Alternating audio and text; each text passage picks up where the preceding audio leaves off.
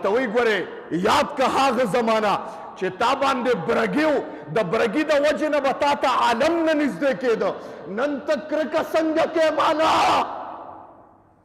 چې دا خبره ورته وکړه او ته جواب کې ویه وی تخته مړه دا خو زما د پلار او نیکه ګټه ده او تلې ونې شوې زه چېته برګي نیم والی زه پیدایشي الله ښکلې پیدا کړی یم او پرښتې ته خو پته وه د ما محترمو ګویا د عذاب خبرې ته ګوره وی هغه ترې روانه شوه خیرې ورته وکړې چې هغه برګي والا سړی څنګه ورته پرښتې خیرې وکړې نمبروار به څاروي مړ کېده واپس په من شو هغه شان برګې پې بیا ولګېده د ما محترمو ما ستاسو د وړاندې د قرآن حکیم یو آیات او د حدیث مبارکونه یو ټوټه ولسته چې موږ تاسو اکثر اورو بلکې دا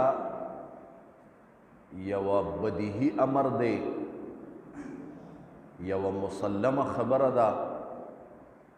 په ټوله دنیا بلکې تمام انسانیت چې هغه امت محمدیه دی صلی الله علیه وسلم چې هغې باندې دا خبره پټه نه ده چې د اسلام 15 ارکان دي تاسو به اورئ اکثر بنی الاسلام علی 5 د اسلام بنیادی ارکان چې دي دا 15 دي په هغې کې د ټولو نه مخکې دا کلمه ویل چې لا اله الا الله محمد رسول الله صلی الله علیه وسلم او دویم نمبر چې یو عاقل بالغ او مسلمانی په مونځ فرض دی دویم مونځ دی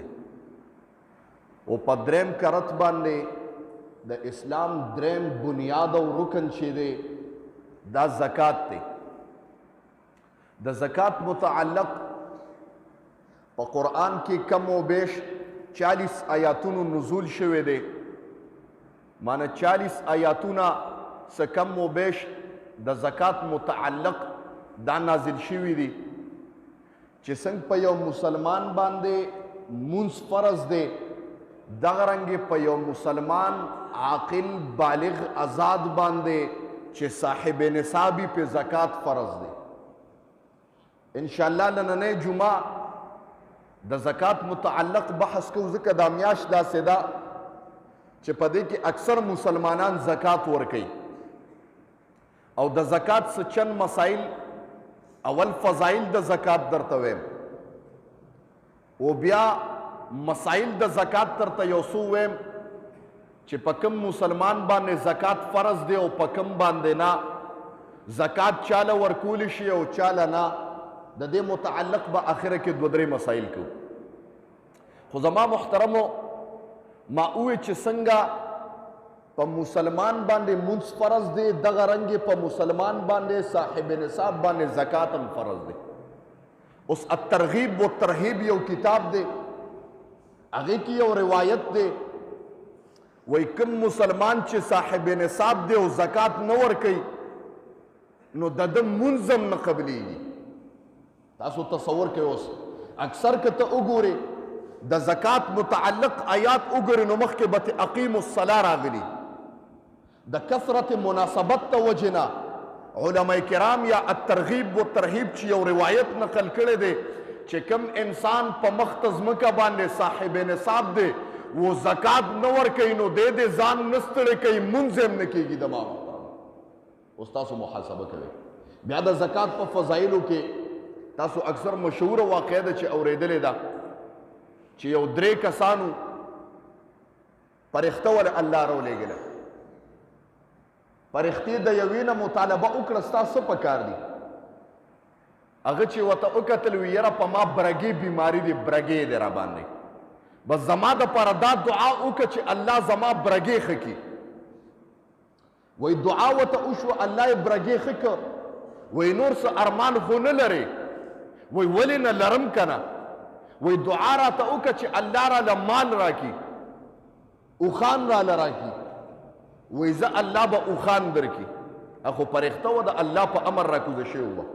الله یې برګیم ټیک کړ او الله وله د اوښانو مال ورکړ. یو اوښ دوه چې په کثرت سره به یې بچي روړه او ډېرېدل به.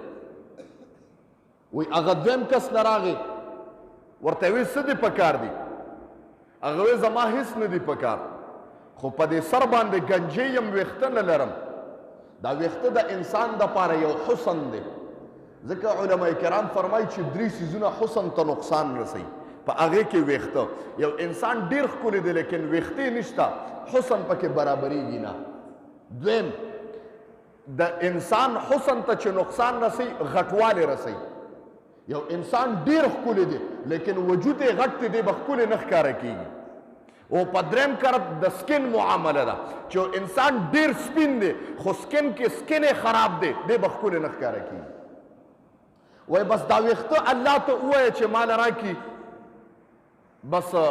نور څه نه غواړم. وایي هغه پرښته وه، په سر یې وله لاس راښکه، ویښته پرې رازرغون شو.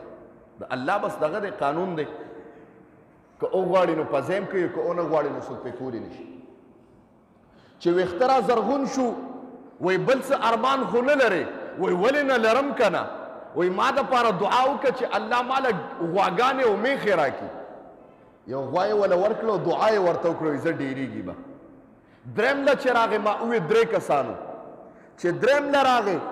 وایي ستا څه دغه دی؟ د الله په امر راغلی. هغه وایي زما هېڅ نه دي پکار، په سترګو باندې نابینا یم، نظر مې پکار دی. قسم دی د دنیا په هر لذت باندې نه پوهېږم. زه به خوند په خوله باندې محسوس کړم، بوی به په سترګه په پوزه باندې محسوس کړم، هلکه اورېدل به په غوږونو باندې وکړم، نیول به په لاسو باندې وکړم، ګرځېدل به په خپو باندې وکړم، لیکن قتل نشم کولی. الله را باندې دا ماده قطع کړې ده. دعا ما دپاره وکړه چې الله ماله سترګې راکړي. ګویا پرښتې ورته دعا وکړه، په سترګو یې ولې لاس راښکه، الله ولې نظر ورکړه. ورته ویې نور دې څه پکار دی؟ وایي هېڅ مې نه دي پکار، لیکن د دعا د الله دپاره، د خدای د رضا دپاره ماله یو ګډه بیزه پکار ده. صابر انسان دی. پرښتې ورته دعا وکړه، یو ګډه یې ورکړه. وایي زه الله به ډېری زما محترمو.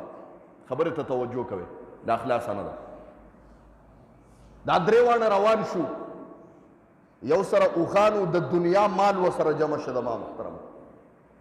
بل سره میښې او غواګانې، هغه د پرښتو دغه او د الله امر و. په کثرت سره به یې بچي راوړه، کنډه کې جوړ شو. او چې کوم ړوند و هغه له الله د دنیا چیلې ورکړې. وایي الله امتحان ته ګوره، الله امتحان دپاره دغه پرښتې بیا راولېږله. او چاله چې اوښان ورکړي هغه ته یې وي یو کمزوري بیس کې راغی، داسې کمزوري فقیر ټایپ شکل کې راغی، ورته ودرېده. وایي غریب یم، مسافر یم، ګویا د سفر دغه والی یم، عذاب والی یم، ماله یو اوښه پکار ده چې خپل منزل ته پې ځان ورسوم. نو دی ورته جواب کې وایي زمړه تخته ځان له کار کتلی دی، دا خو پرښته وه. ورته وایي ګورې یاد که هغه زمانه چې تا باندې برګي و، د برګي د وجې نه به تا ته عالم نه نږدې کېده، نن ته کرکه څنګه کې مالا؟ چې دا خبره ورته وکړه او ته جواب کې وایي تخته مړه، دا خو زما د پلار او نیکه ګټه ده او ته لیونې شوې، زه چېرته برګي نه یم والی، زه پیدایشي الله ښکلې پیدا کړی یم. او پرښتې ته خو پته وه زما محترمو، ګویا د عذاب خبرې ته ګوره. وایي هغه ترې روانه شوه، خیرې ورته وکړې چې هغه برګي والا سړی څنګه ورته پرښتې خیرې وکړې، نمبروار به څاروي مړه کېده، واپس په من شو، هغه شان برګې پې بیا ولګېده زما محترم. دوباره چې کوم سره غواګانې وې او ګنجې و په سر باندې، هغه ته ودرېده. حضرت مسافر یم جي، د سفر دغه والی یم، لږو تندو والی یم جي، د سفر تکلیف والی یم، ماله جي یو غوا غویې پکار دی چې خپل ځای ته پې ځان ورسوم. هغه ورته وایي بهي تخته، د دغه د زکات وقت لا نه دی، او که ایم نو زکات په ما فرض نه دی. هغه وایي دونه کنډک چې دی د سره د دنیا غواګانې دي. وایي ای دی که نه، دا خو زما خپله ګټه ده، ماله چا راکړې نه دي. ده ورته ووایي هغه وخت یاد کا چې په سر باندې د ویښتنو خلکو به درته په سپک نظر باندې کتل. الله تعالی ویښته درکړه، الله تعالی حسن درکړه، الله تعالی جمال درکړه، الله تعالی مال درکړه. هغه ماضي، هغه زوړ وخت را یاد کړه. دی ورته جواب کې وایي قسم دې زه پیدایشي ویښتو والا پیدا یم، زه پیدایشي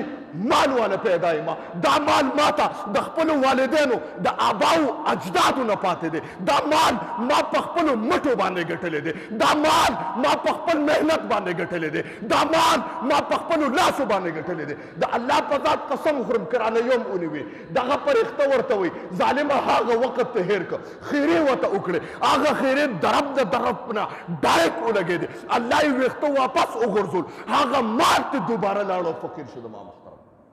خبرې ته توجه کوئ وایي کوم چې نابینا و هغه له راغې ورته ودرېده به یې مسافر یم او اوږې یم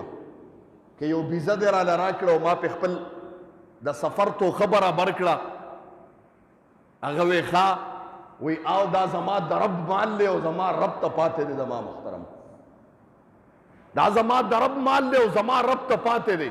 وی راشه په دا څاروو کې چې د کم مضبوط څاروي هغه وګوره ځکه الله لی ورکومه جي رب لی ورکومه نو چې کم پکې مضبوط څاروي تا ته ښکاره کېږي بوی ته زما محترم پرښته ورته مسکې شوه ورته وی زه سوالګری او مسافر نیمه